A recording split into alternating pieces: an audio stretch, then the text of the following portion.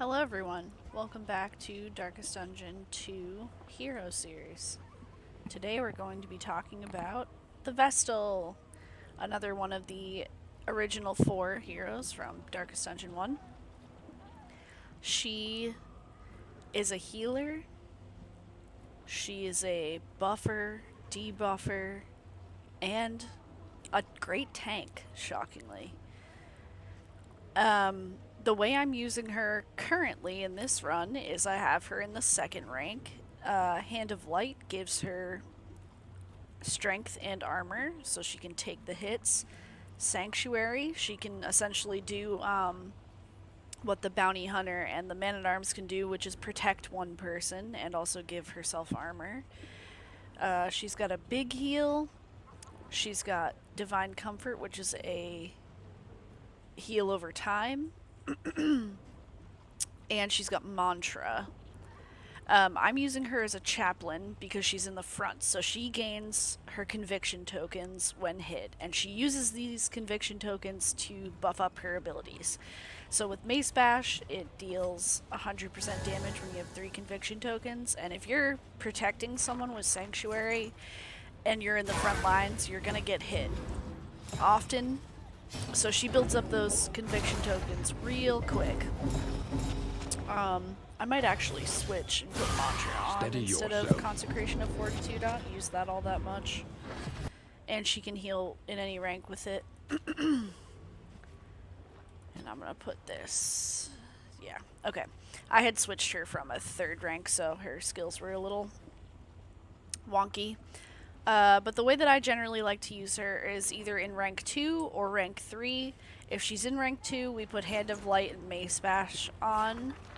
Sanctuary can be done in any rank, but I tend to do it in rank 2 because if she's in rank 3, I'm probably not using her as a chaplain. I'm probably using her as a confessor, which is where she gains conviction at the beginning of a turn, and I'd be using Judgment, which is a very powerful ranged skill that you use from the back. It doesn't look powerful on first glance, but when you build up the conviction and it deals plus 100% damage and burn, it can really... I've had her do like upwards of 30 damage with it, which is pretty crazy. Ministrations is cool. I mean, it's good to have. I have a Plague Doctor, so I don't really need it all that much. It is cool that it removes daze and stun.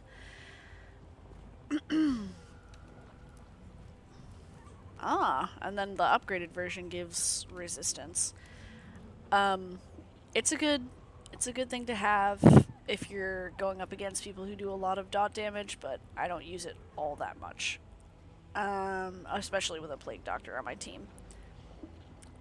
So there's another path that she has called Seraph, which is the 4th slot, and as I've said with the other 2 characters, the 4th slot path tends to be a little more like thinking outside the box. So that one is when Consecrations activate. Now, much like what I said with the Highwaymen, the last slot of path, the 4th slot, is always something that requires more out-of-the-box thinking and maybe a little higher of a skill cap than what I generally tend to use, unless I'm trying to do a challenge run where I'm really just trying to mix things up a bit.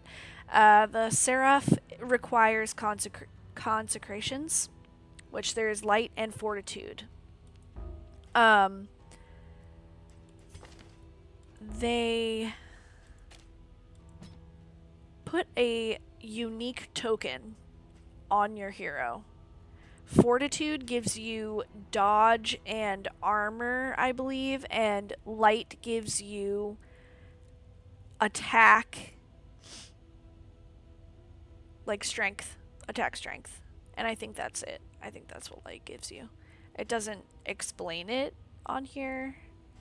Hold on. Actually, yes, it very much does. Here's the token glossary. So, Fortitude on the 1st level gives armor dodge, like I said, and on the 2nd level it gives the higher armor, higher dodge upgraded. And then this is attack. Yeah. Okay, and then this one it's strength or crit when upgraded. You cannot stack the consecrations on one hero, but that's fine. In my opinion, if you're going to do the Seraph and you're going to use consecrations, you would probably just want to use Fortitude on the tanks and then Light on the damage dealers. That's what makes sense to me. It's not on the hero, it's on the rank placement. So if you place it in the second rank and that hero moves to the front rank, whatever hero moves into the second rank is going to end up with that consecration on them. It lasts 3 turns, I think. 2 turns, 3 turns. Then there is a, I think the path makes her consecration last longer, or there's a trinket that does or something. But anyways, I don't generally use her like that. Illumination, I don't use a ton. It's cool if you're in the sluice and those little pig guys are always stealthing themselves. You can reveal them and also remove dodge and daze them.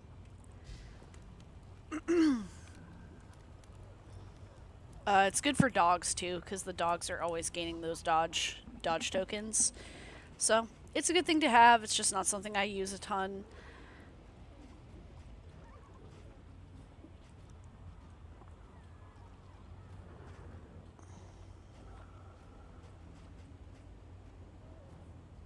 I'm trying to think if there's anything else to really say about her. Oh yeah, Mantra. I put that on because she's in the front rank, and it does -2 stress, which is pretty good because I don't have a Jester. My Man-at-Arms does have Bolster, but I just feel like he's using his turns to do other things 90% of the time, and sometimes she's just kind of waiting to get hit to build up these convictions. So, yeah. That is the Vestal. She is good at any rank, healer, buffer, a solid hero.